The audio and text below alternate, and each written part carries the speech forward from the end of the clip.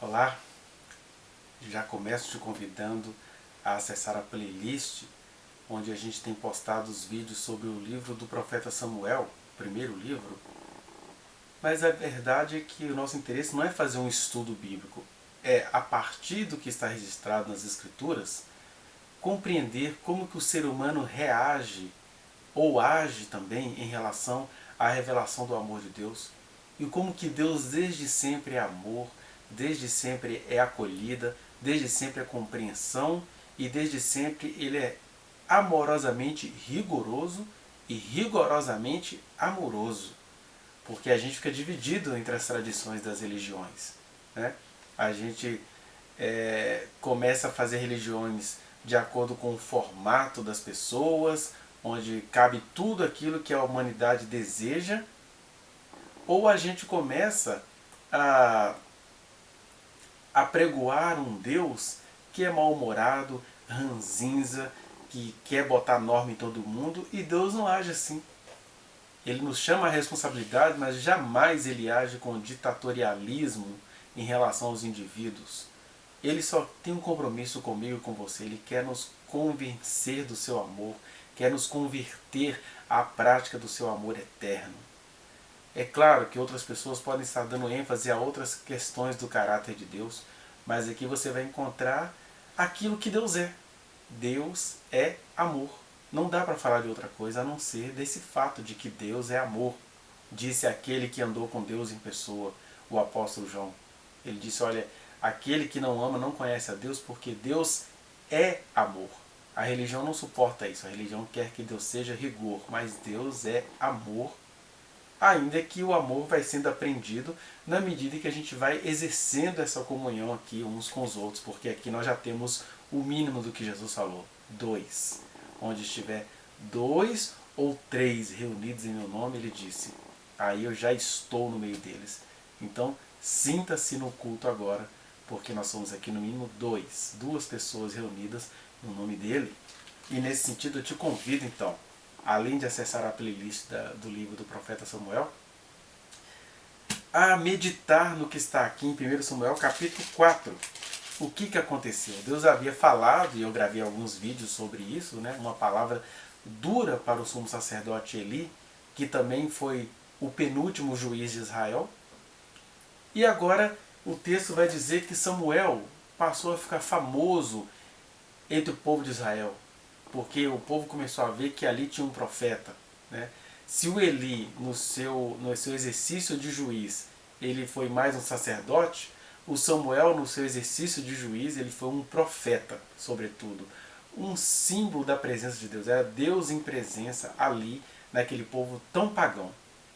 E aí o texto vai dizer que o profeta Samuel diz assim, ó, veio a palavra de Samuel a todo Israel. Significa que Samuel passou a ser um homem querido e reconhecido em todo Israel.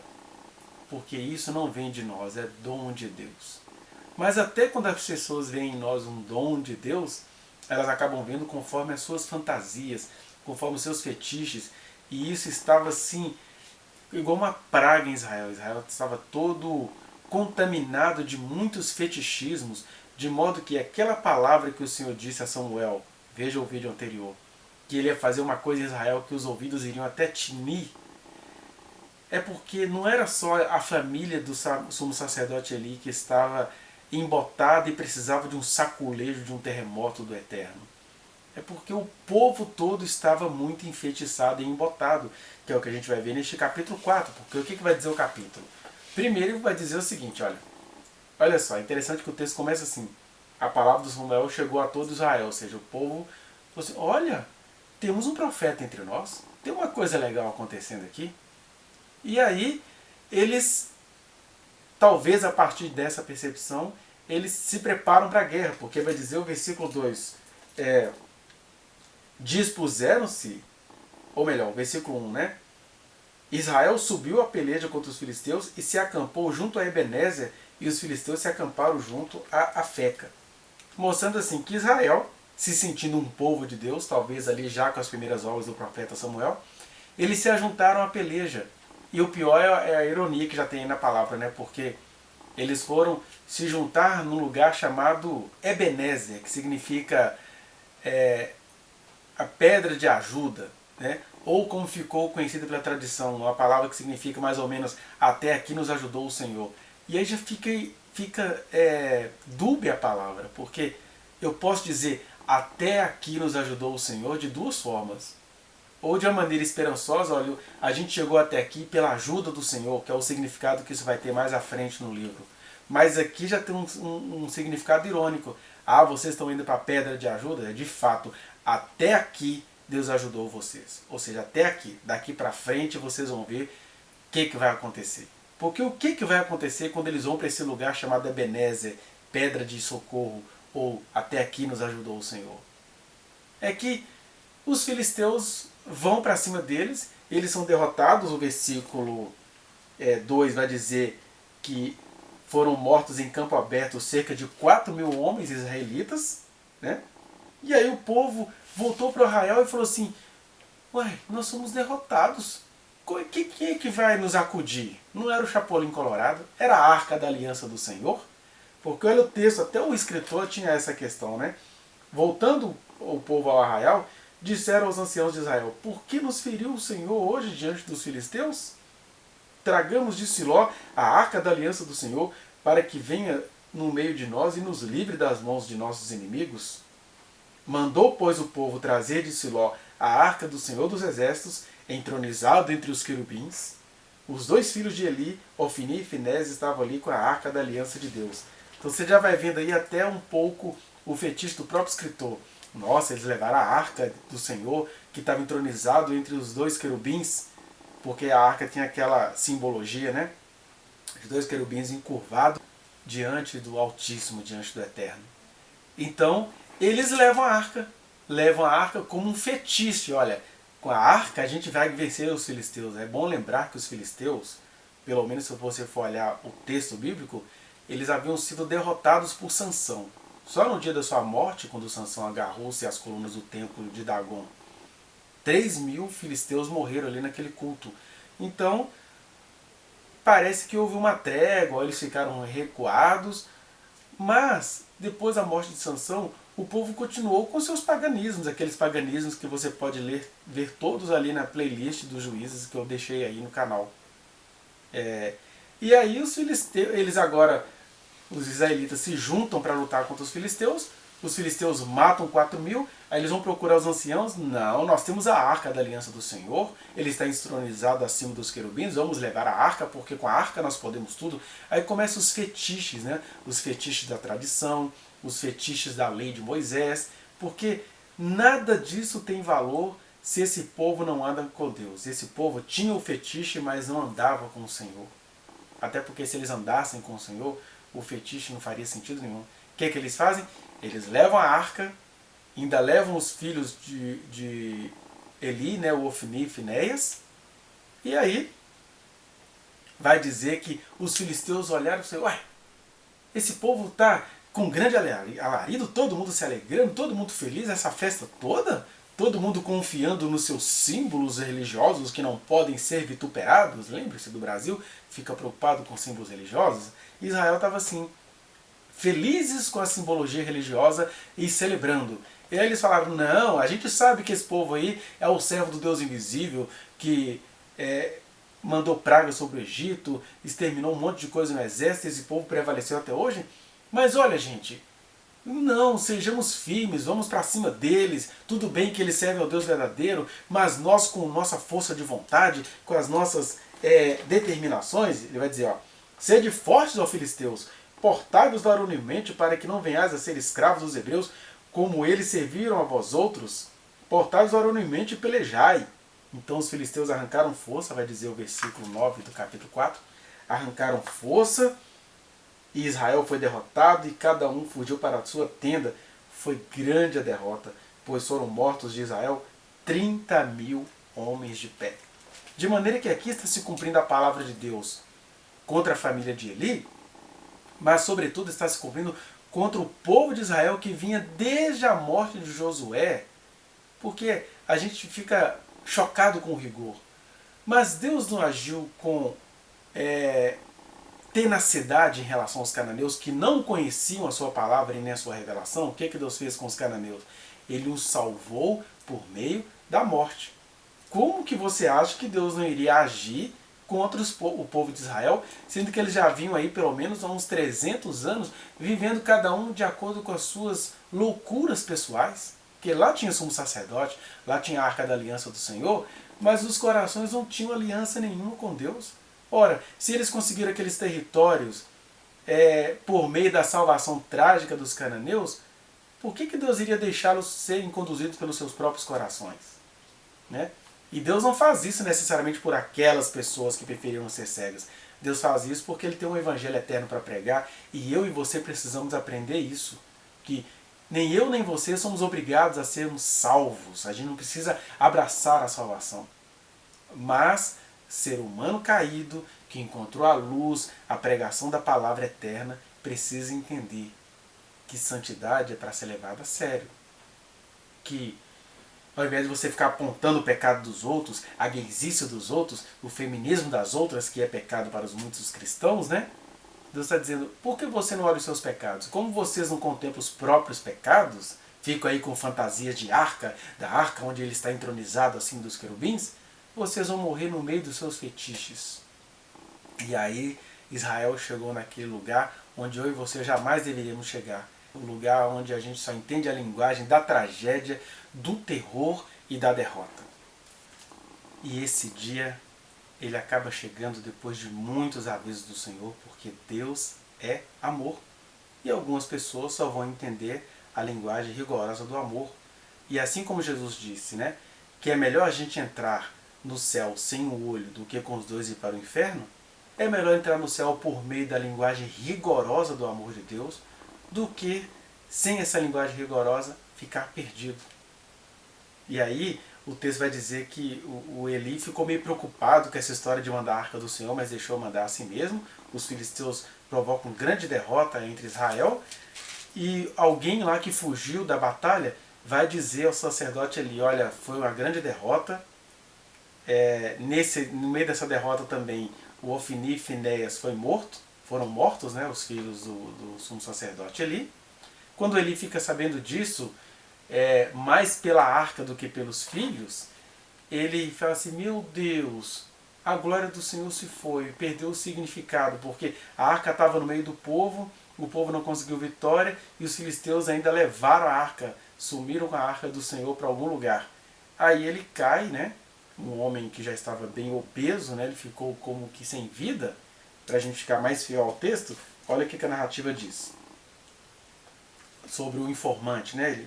Ao fazer ele menção da arca de Deus, caiu Eli da cadeira para trás, junto ao portão, e quebrou-se-lhe o pescoço, e morreu, porque era já homem velho e pesado, e havia ele julgado Israel 40 anos. Então, um homem de 40 anos de exercício de juiz em Israel e de sacerdócio, ele morre assim de maneira trágica, porque ele estava acostumado com a palavra do Senhor, com a graça do Senhor. É horrível quando eu e você nos acostumamos com a graça do Senhor, porque graça é responsabilidade. Graça é ouvir o que Jesus disse, olha, vigiem por vocês mesmos, para que vocês nunca se deixem dominar pela orgia, pela embriaguez e pelas preocupações deste mundo. Por as três coisas que ele se deixou embriagar. Pelos excessos, inclusive excessos sacerdotais, ele estava gordo, nédio, de tanta carne que eles estavam comendo, né? Pelas orgias, inclusive essa de achar que a arca iria salvá-los da derrota estrangeira, e pelas preocupações deste mundo, porque ele amou mais aos filhos do que a Deus, honrou mais os seus filhos do que a Deus. Todos nós podemos cair nisso e a gente vai ficando assim, o Senhor é bom, Ele vai dar um jeitinho. E aí o Senhor tem de usar linguagem rigorosa com quem o conhece. Porque o erro dos cristãos é ficar dizendo que Deus está com raiva do mundo, que Deus vai mandar a sua ira sobre quem não o conhece. Deus não faz isso. Deus nunca esteve irado com os cananeus. Agora, com quem conhece a sua palavra, com quem ministra a sua palavra como sacerdote Eli e sua família, aí não é que Deus estava irado com eles, é que a única linguagem, performatividade que eles conheciam era a da tragédia, da derrota, da vergonha. E aí ele cai, quebra o pescoço e morre.